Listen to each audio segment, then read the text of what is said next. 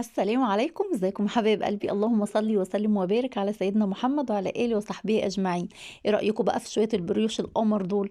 بسم الله ما شاء الله يا بنات، كانت العجينه هشه وجميله، وكانت قطن كده من جوه. بصوا مش سخونيه، انا معلش ما كنتش عارفه امسكه، انا بحاول امسكه لكم واوريكم قد ايه العجينه من جوه هشه وجميله.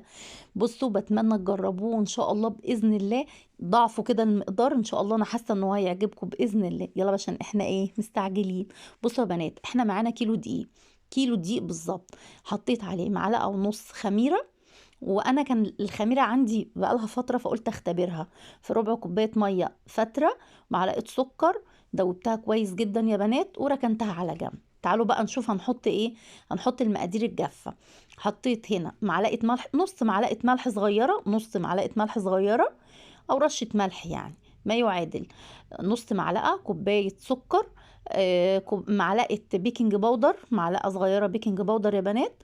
بصوا ده اختياري بقى. هنا لبن بودر، كان عندي لبن بودر بحب احطه قوي على المعجنات، بيخلي العجينه هشه وجميله يا بنات. موجود موجود، مش موجود ما توقفيش يعني، وده عشان عندي. حطيت معلقتين كبار لبن بودر. يبقى ادي كده المقادير الجافه. هنجيب بيضتين بدرجه حراره الغرفه، هنحطهم يا بنات. هنحط ايه بقى مع البيضتين؟ لازم البيض يبقى معاه فانيليا، ولازم البيض معاه لازم معلقة كبيرة خل. برضو بتبقى جميلة جدا للمعجنات، جميلة جدا في الكيك والمعجنات. الخل ده بيقلب كده العجينة. تمام كده. حطيت بقى كده الايه الحمد لله الخميرة كانت كويسة، وحطيتها يا بنات. وحطيت كوباية، هي المقدار بياخد كوبايتين حليب. حطيت اول كوباية وقلبت، وتاني ما هحط تاني كوباية قدامكم. حلو الكلام. يلا بينا.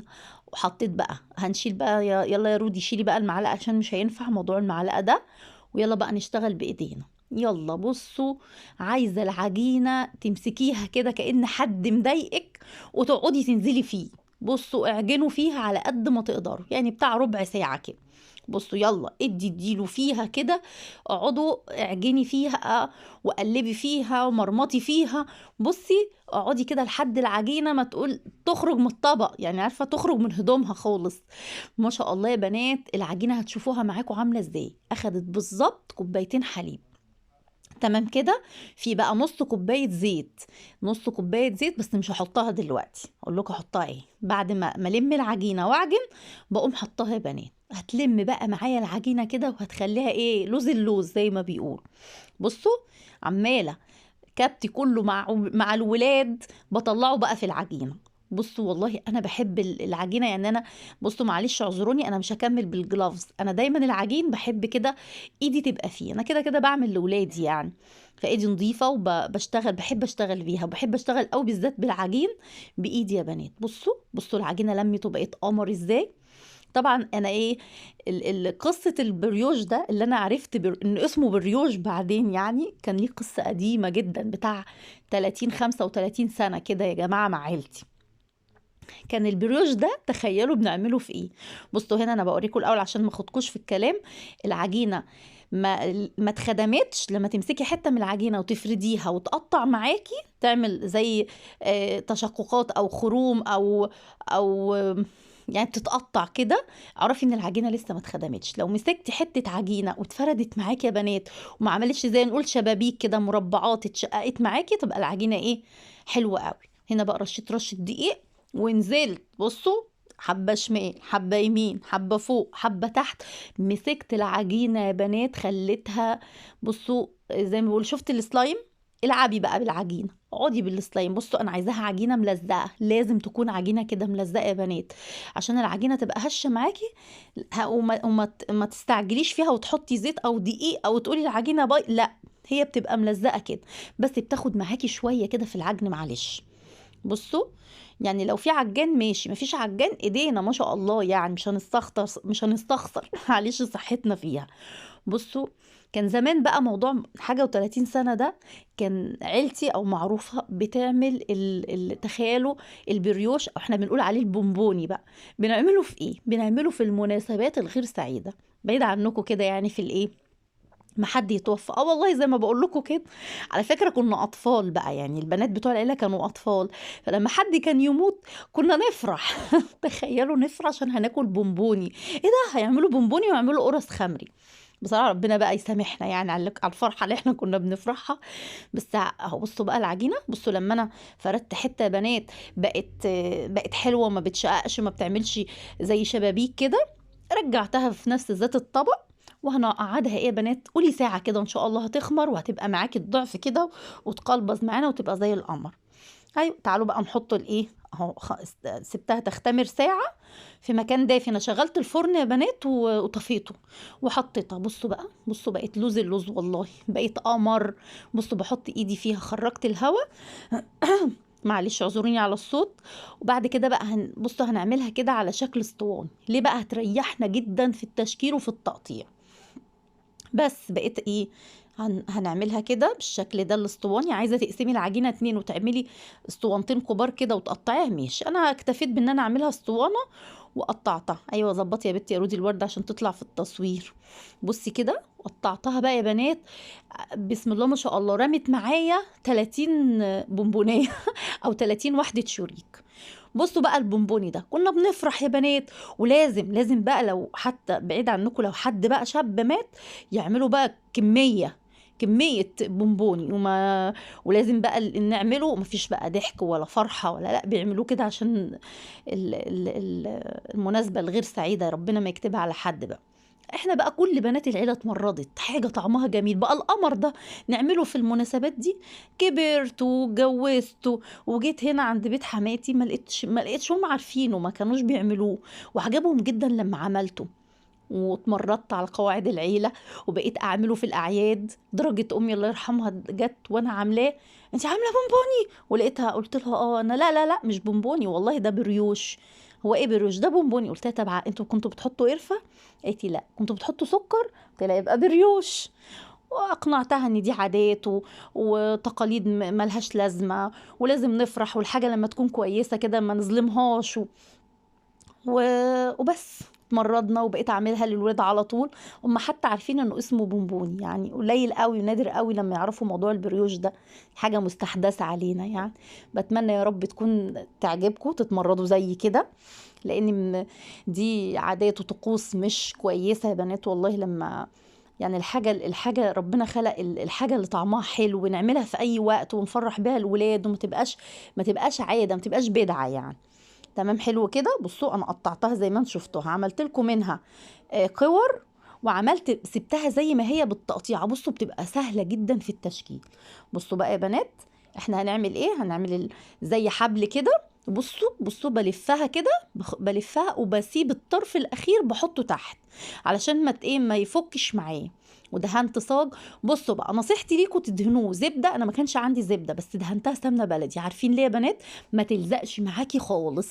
يعني انا جربتها مره بالزيت. طبعا طول عمرنا كانوا بيعملوها بييجوا يدهنوا الصيجان زيت، كانت بتلزق يا بنات. بس لما جربت الزبده وجربت السمنه لقيتها ما شاء الله تدي طعم احلى وريحه احلى، وما كانتش بتلزق خالص.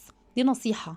صاج كده دي اي سمنه اي زبده معاكي، وتسيبوا مسافات. بصوا يا بنات تسيبوا مسافات ما بين كل بريوشايه او بونبونيه، كل واحده بريوش والتانيه تسيبوا مسافه، لانها هتقلبص كده تاني وهتختمر وهتبقى زي القمر كده.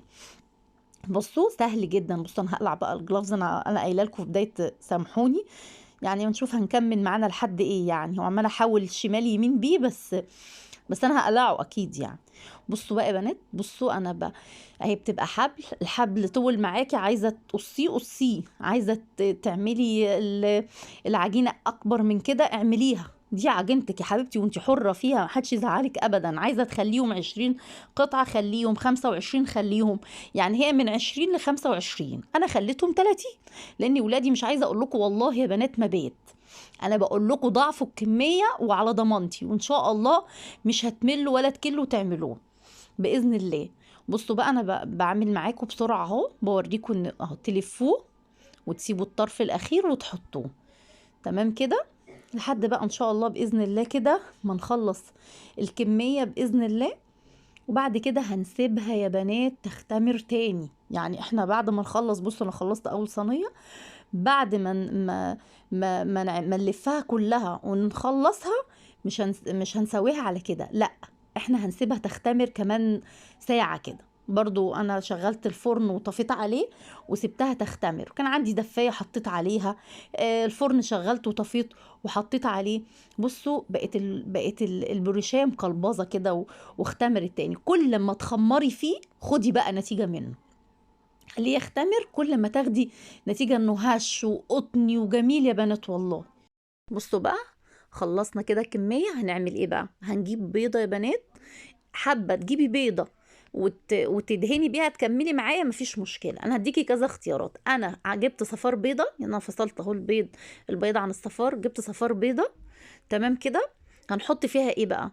صفار البيضة هنحط فيها كالعادة، انتوا عارفين لازم حبيبة صفار البيض او حبيب البيض الخل، معلقة خل يا بنات، ومعلقة فانيليا، تمام، هو كده معلقة، ومعلقة حليب. حلو. عايزة تشيل صفار البيضة وتكتفي بالحليب بس مفيش مشكلة. عايزة تعملي زي ما انا بعمل كده، صفار بيضة ومعلقة خل ومعلقة فانيليا، والله الخل والفانيليا بيضيعوا اي زفرة للصفار البيض او للبيض عامة يعني. تمام. معلقة حليب. احنا بقى بنعشق حاجة اسمها قرفة مع البريوش. حابة بقى كده تمام، ادهني بقى على كده.